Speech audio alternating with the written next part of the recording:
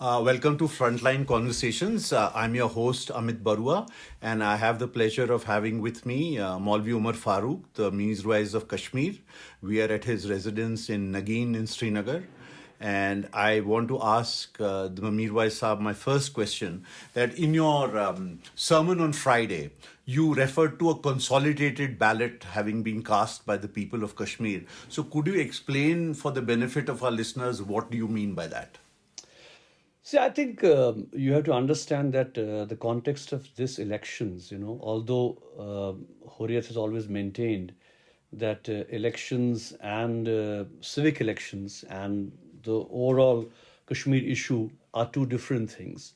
It's true that in the past, the Hurriyat conference used to boycott the elections under the pretext of the fact that these elections were always highlighted by New Delhi as an alternate to a political solution or a political settlement of Kashmir. So that's the reason why we used to distance ourselves from this process, and we used to say that, elections can be for governance, for sadak, bijli, pani, but elections cannot be a substitute for a conflict management process.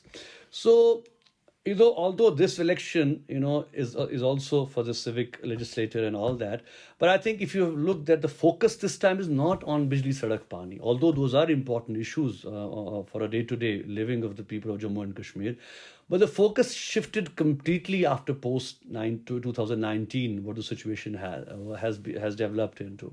This time, I think this mandate or this voting pattern which the people have shown is a clear indication of the fact that it's a mandate against the unilateral changes which were initiated by New Delhi after 2019. So this is, in that sense, a mandate which is clearly referring to the fact that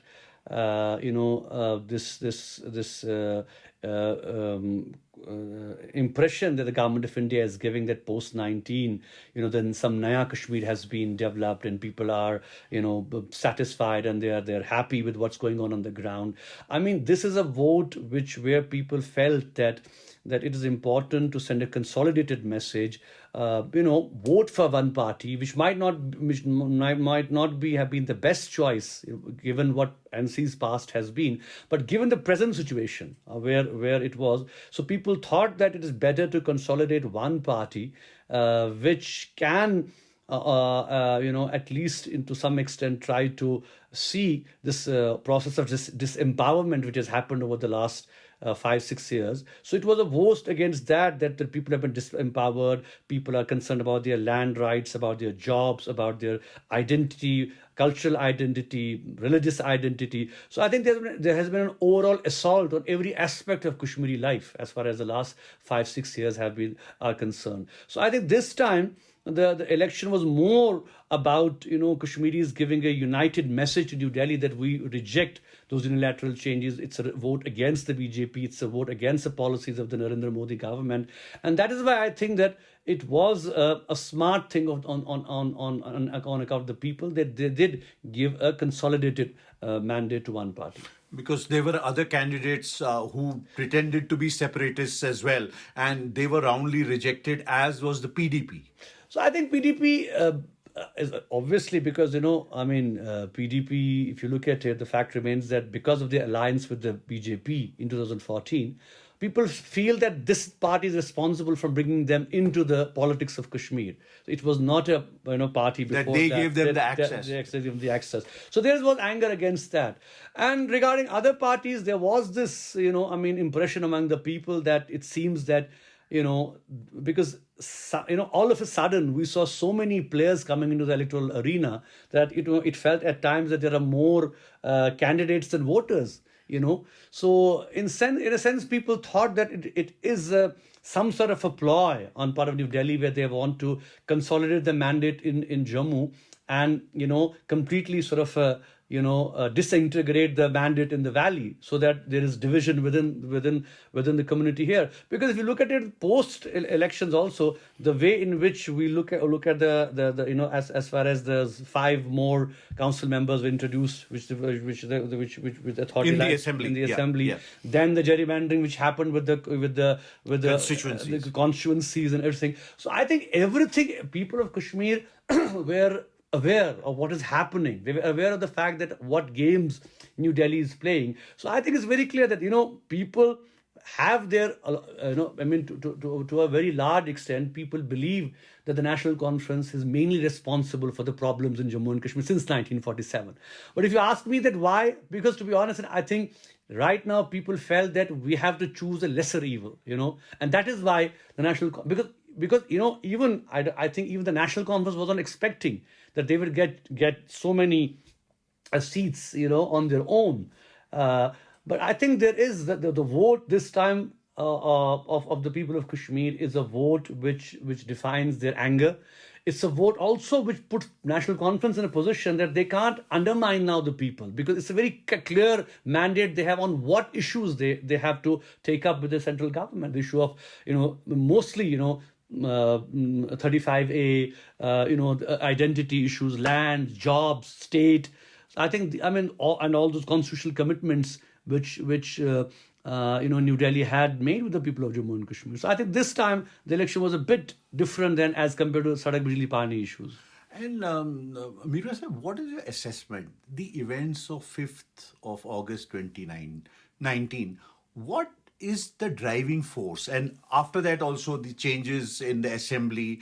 Was the objective of getting a chief minister from outside the valley? Was that the objective, or is it there an ideological underpinning that drives the BJP and RSS? If you look at the focus of the BJP vis-a-vis Article 370, it's always been that this article has been responsible for separatism and for this. So I don't understand. There's absolutely no link between Article 370 and the separatist or the people's movement. If you look at it, Article 370 or no 370, all those people, the youth who died, even the people who took up arms, who went to jails, they were not bothered about 370 because that was never their agenda. So I don't understand why, because we understand that why BJP was projecting it as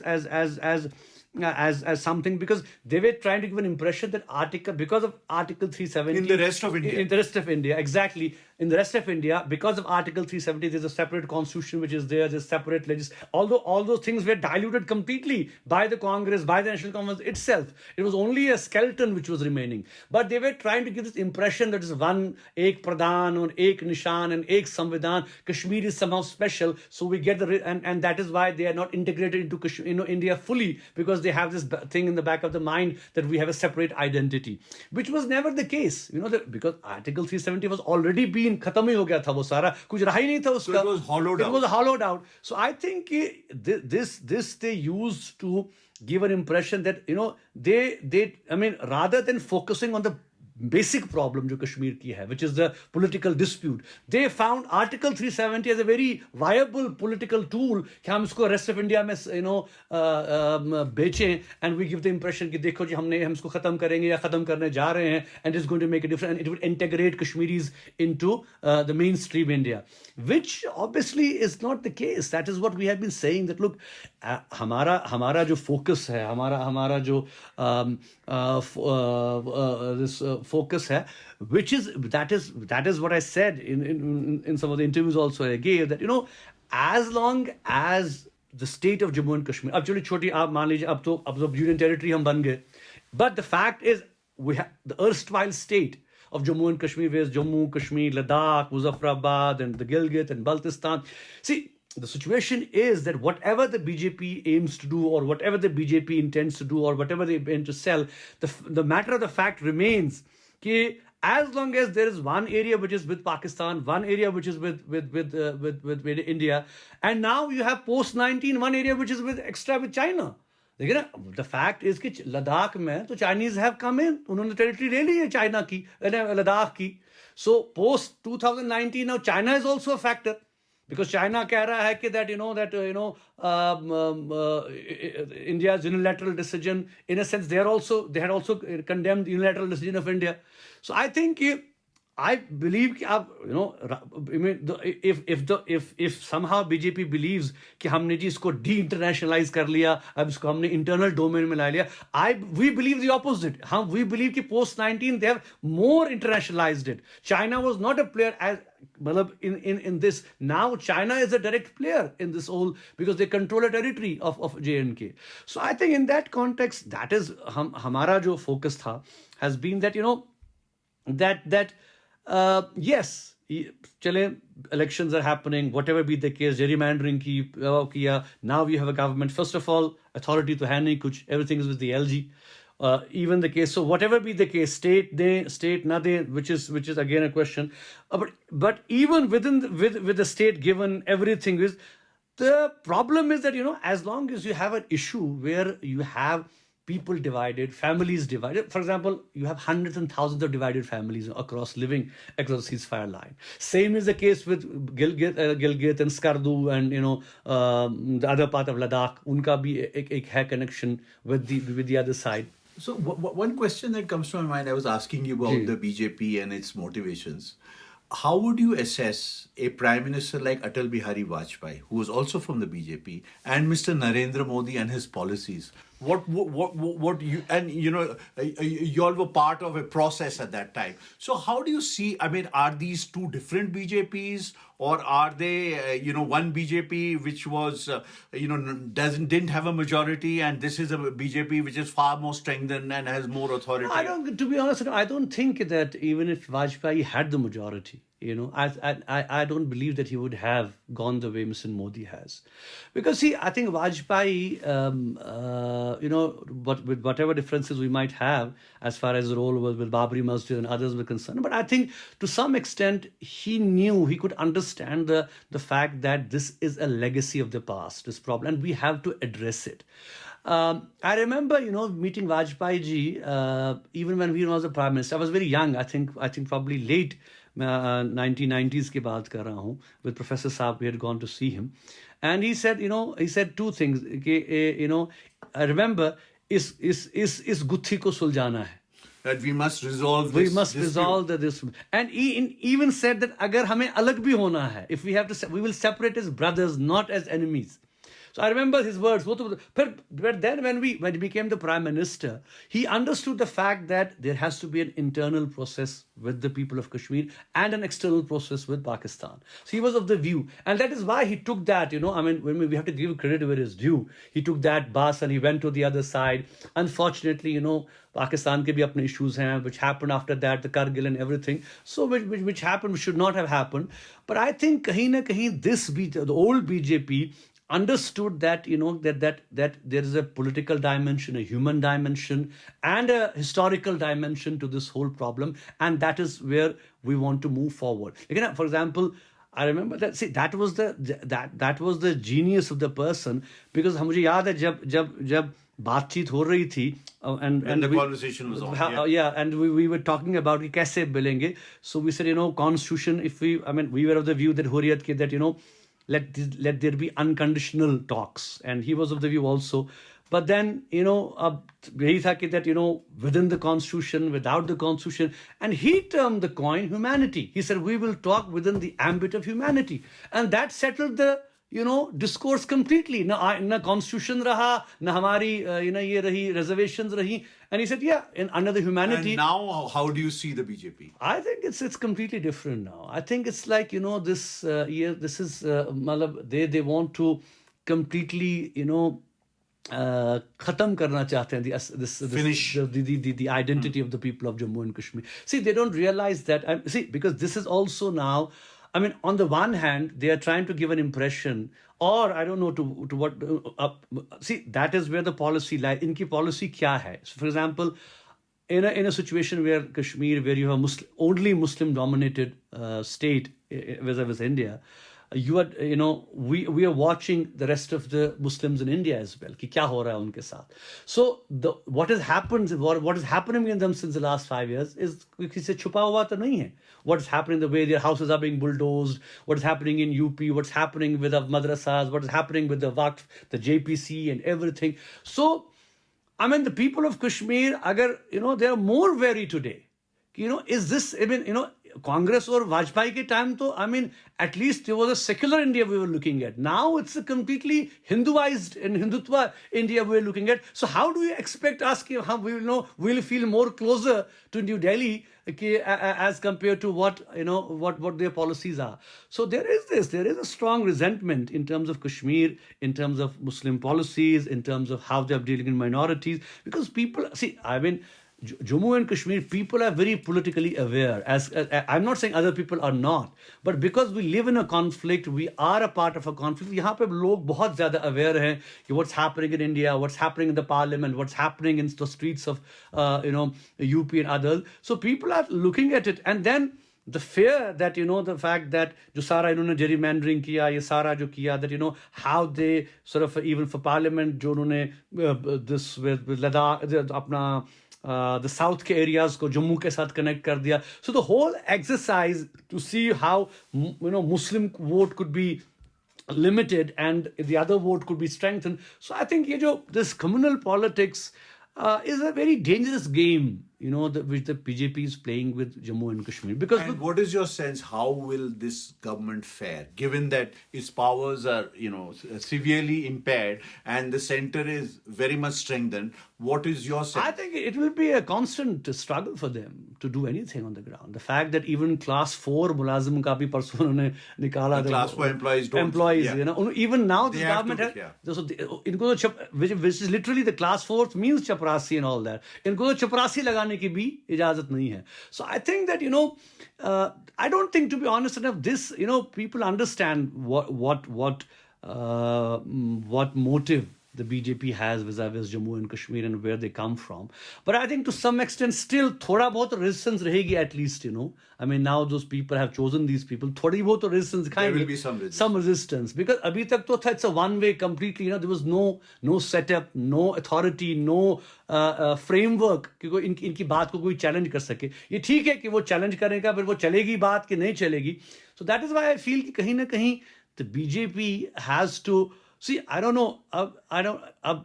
One can understand that in terms of electoral gains and benefits, they look at every situation from that point of view.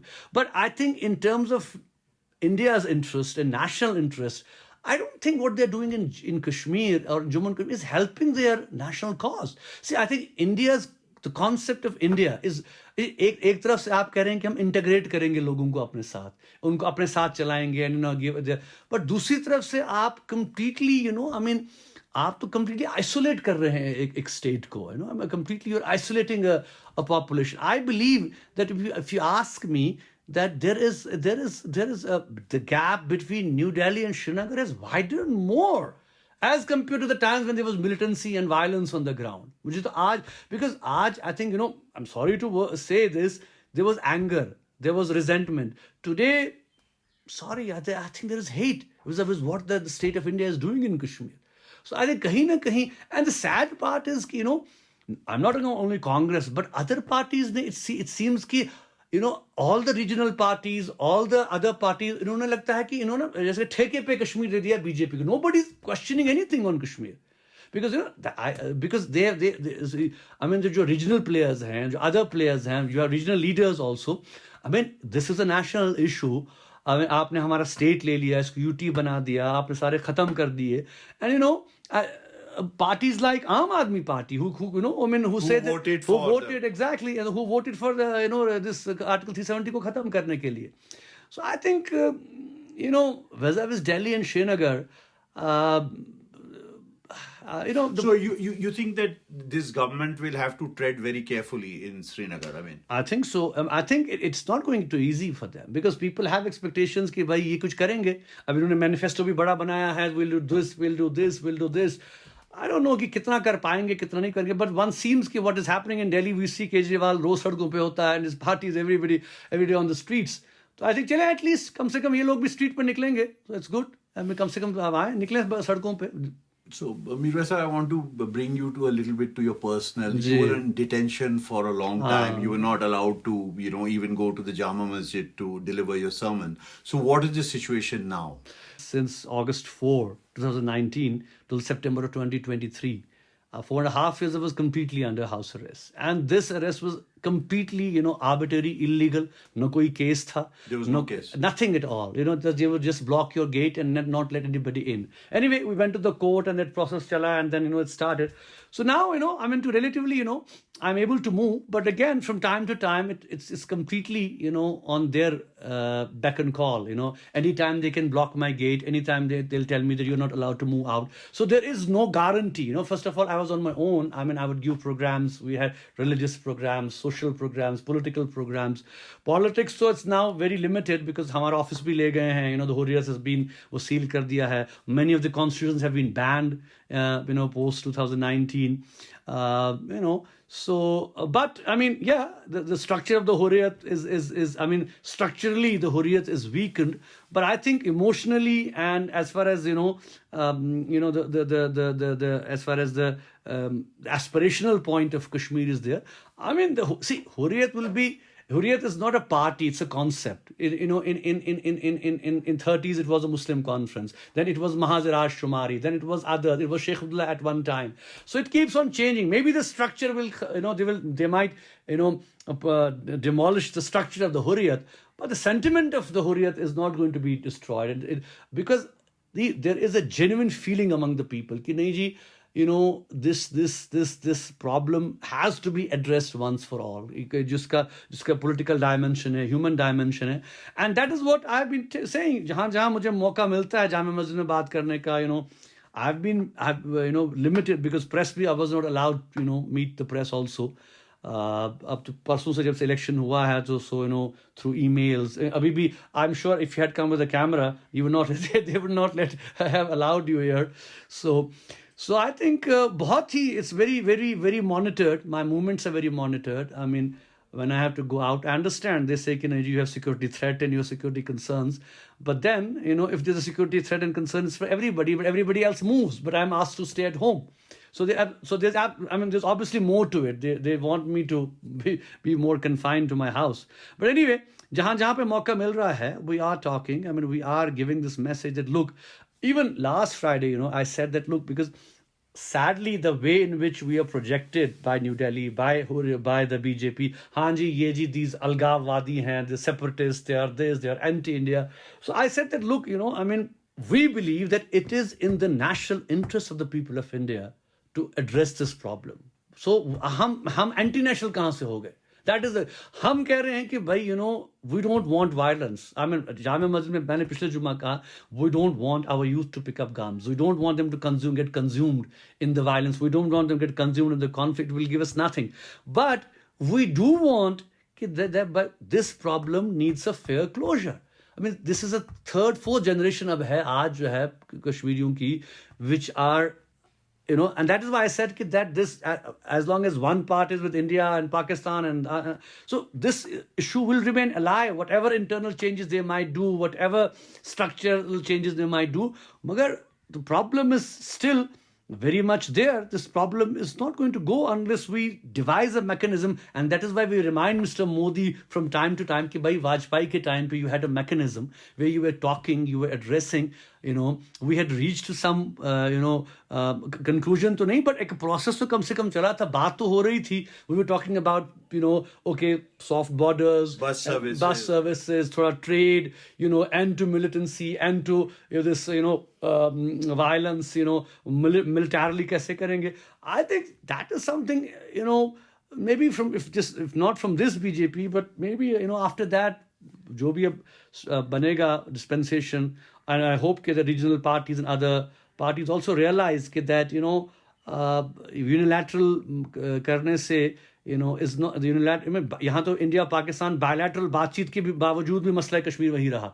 Unilateral changes कैसे मान लेंगे कश्मीर के लोग कि भाई आपने unilaterally कुछ कर लिया. What you're saying is that when the bilateral process has not worked, how will a unilateral? Exactly. How will Kashmiris accept that? Maulvi Umar Farooq, Mirwaiz of Kashmir, thank you so much for talking to Frontline Conversations at your residence in Nigeen in Srinagar. Thank you very much, Amit.